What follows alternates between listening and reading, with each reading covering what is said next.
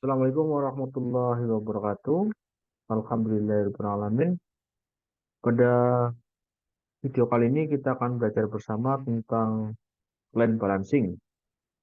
Jadi, istilah line balancing tentu tidak asing bagi staf PPIC atau Staff Production Planning and Inventory Control, yaitu untuk menentukan bagaimana rangsangan suatu produk, kemudian perencanaan urutan proses dan keseimbangan lintasan. Ini adalah hal-hal yang terkait dengan line balancing. Berdasarkan proses itu maka akan didapatkan output, ya. Jadi dan balancing outputnya adalah berapa sih jumlah stasiun kerja yang pas ataupun yang efisien, sehingga mendapatkan waktu dan proses yang dilalui bahan baku dengan jumlah stasiun kerja yang efektif, jumlah stasiun kerja yang efektif dan efisien dalam produksi, serta menentukan berapa nilai performansinya. Nah, pada video pembelajaran ini nanti kita akan coba menyelesaikan suatu studi kasus dan balancing menggunakan software PPM. Tujuannya yang dicapai dengan balancing ini adalah mampu merencanakan jumlah stasiun kerja dan juga menentukan nilai performansi dari lintasan yang seimbang. Sebenarnya masalah pokok dalam perencanaan lintasan produksi adalah tentang keseimbangan dan governing.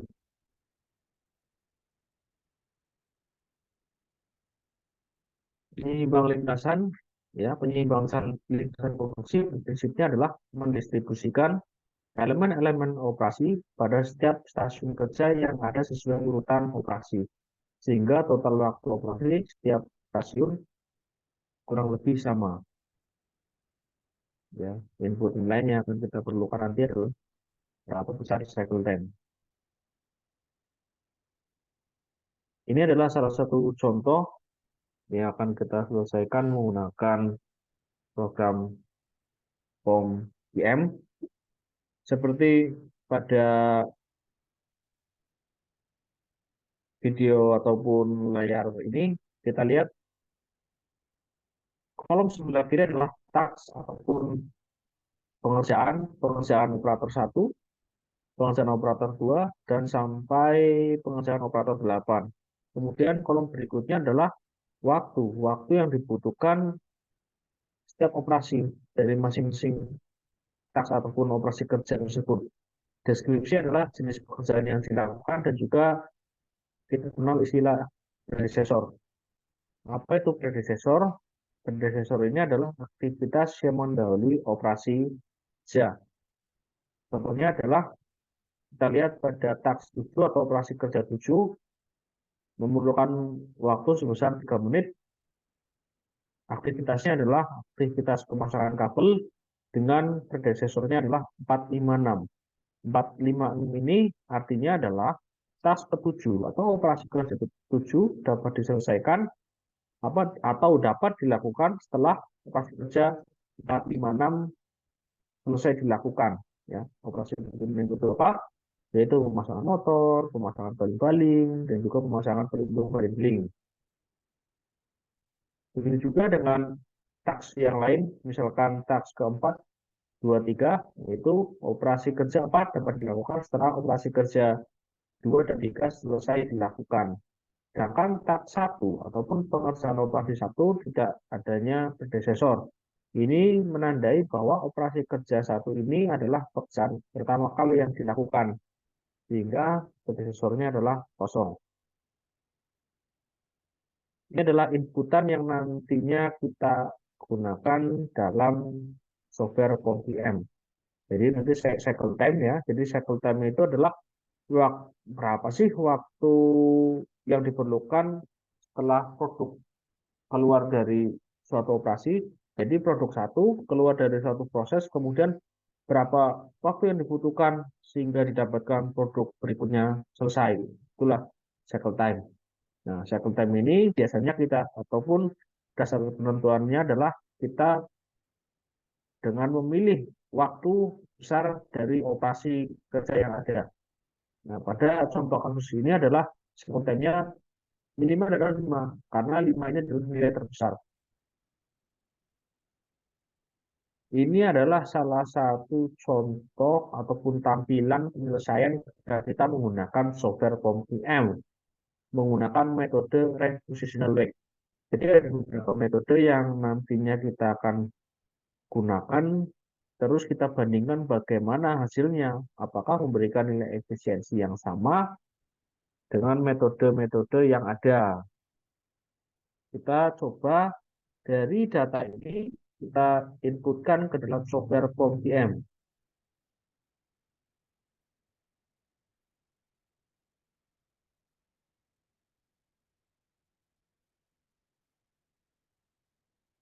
Ini adalah tampilan awal ketika kita membuka software POM-PM. Seperti kita lihat, banyak sekali modul yang bisa kita gunakan, seperti forecasting, game theory, persoalan inventory, analytics Markov, dan lain sebagainya. Pada video pembelajaran kali ini, kita gunakan modul pre-assembly line balancing sesuai dengan persoalan yang ada.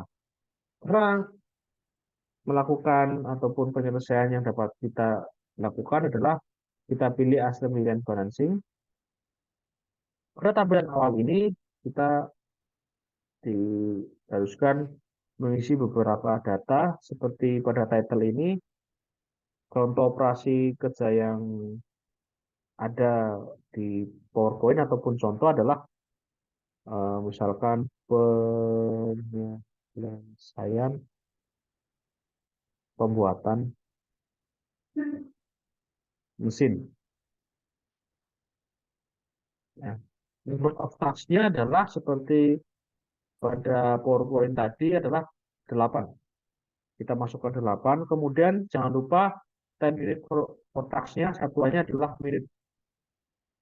Kemudian pada kolom sebelah kanan ini adalah nama taksnya ya. Jadi pada contoh tadi nama taksnya adalah 1, 2, 3, 4, 5 dan seterusnya. Ya, sudah. Kemudian kita klik OK. Ini adalah tampilan kolom yang harus kita isi menggunakan data tadi. Jadi saya sudah copy sebelumnya. Kita langsung kopas saja. Nah, jadi nggak usah bingung ya. Ini penjelasan kolomnya bagaimana. Seperti tadi, kolom ataupun tugas 7 atau pekerjaan work operation 7 dilakukan menghabiskan waktu 3 menit, kemudian predecessornya adalah 456. 456 ini kita masukkan pada masing-masing kolom yang berbeda. Kemudian juga tadi task 4, predecessornya adalah 2 dan 3. Pekerjaan 4 dapat dilakukan ketika pekerjaan 2 dan 3 selesai dilakukan. Nah, setelah kita masukkan inputan ini, selanjutnya adalah kita masukkan berapa nilai cycle time-nya. Berdasarkan data ini, cycle time-nya karena di soal tidak disebutkan, maka kita dapat memilih ataupun kita menentukan berdasarkan nilai tertinggi ya. Ini 5 ya. 5. Nah, ini ada dua jenis, ada dua pilihan. Nah, untuk yang pilihan kedua, composite ini, kita bisa menentukan misalkan di suatu kasus hanya dijelaskan target produksi, misalkan suatu line produksi, target produksi adalah 500 per hari. Sehari itu berapa? Yaitu misalkan 7 jam operasi kerja. Jadi berdasarkan data ini nanti kita temukan nilai cycle time-nya. Berdasarkan soal awal tadi, ya kita menentukan bahwa nilai cycle time-nya kita ambil dari nilai yang tertinggi, yaitu 5. 5. Setelah 5, pada kolom metode ini kita tentukan ada 5 metode yang bisa kita pilih. Ya, untuk yang pertama kita coba menggunakan metode long operation time. Setelah kita tentukan, jangan lupa time unitnya adalah minutes ya, sesuai dengan soal kita solve. Ya, ini adalah tampilan hasil POM-PM menggunakan metode long operation time. Kita coba interpretasi apa yang dapat kita baca dari software POPGame ini. Jadi stasiun kerjanya kita dapatkan berdasarkan perhitungan software adalah kita kelompokkan operasi kerja menjadi lima stasiun kerja. Ya, jadi 5 stasiun kerja ini cycle time ya tadi awal inputan kita tentukan 5. Kemudian min theoretical of station ini adalah hasil perhitungan ketika kita menggunakan teori 5 ya. Dapatkan dari mana adalah cycle time-nya, jadi time allocated dibagi dengan cycle time, dapatkan 5. Nah, time allocated ini dari mana? Cycle time dikalikan dengan station. Stationnya 5, cycle time-nya 5. Sehingga 5 kali 5 sebenarnya 25. Sedangkan time needed ini adalah jumlah waktu pengerjaan dari 8 stasiun tadi. Ya, jumlahkan pada kolom ini sehingga didapatkan 22. Idle time, waktu menganggurnya adalah 3 menit. Hasil pengurangan dari allocated dikurangi dengan needed. Nah, efisiensi ini adalah time needed dibagi dengan time allocated dikalikan dengan 100%. Nilai efisiensinya didapatkan sebesar 88%. Sehingga penghasilannya adalah 12%. Sedangkan pada kolom 2 ini ada time left minutes. Ini artinya ini adalah sisa alokasi waktu berdasarkan pembagian cycle time. Jadi mengelompokkan stasiun kerja ini didasarkan pada jumlah cycle time. Ya, ketika kita lihat bahwa tugas 1 dan tugas 3 itu dapat dikelompokkan menjadi stasiun kerja. Karena apa? Jumlah time minutes dari 2 stasiun tersebut dapat digabungkan dan jumlahnya tidak lebih dari 5.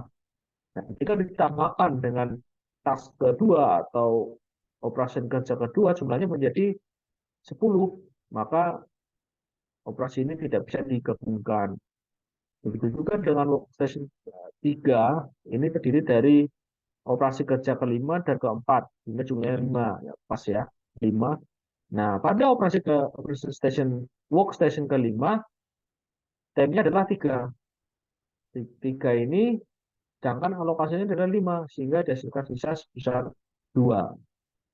Itu menggunakan metode long operation time. Ternyata kita dapatkan efisiensinya adalah 88%. Terus bagaimana ketika kita memasukkan atau menggunakan metode yang lain?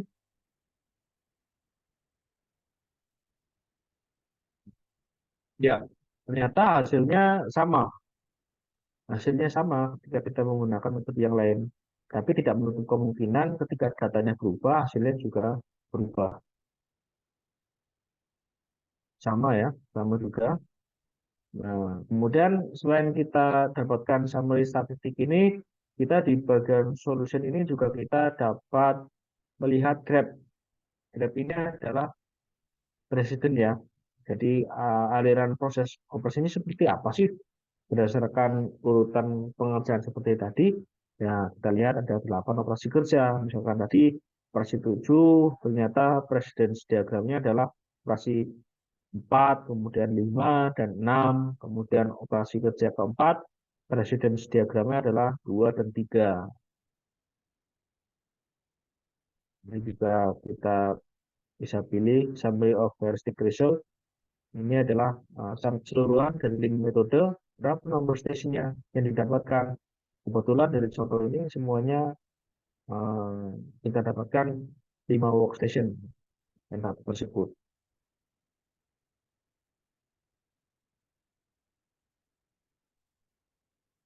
Itu kiranya yang bisa dapat kita pelajari bersama, kurang lebihnya mohon maaf. Assalamualaikum warahmatullahi wabarakatuh.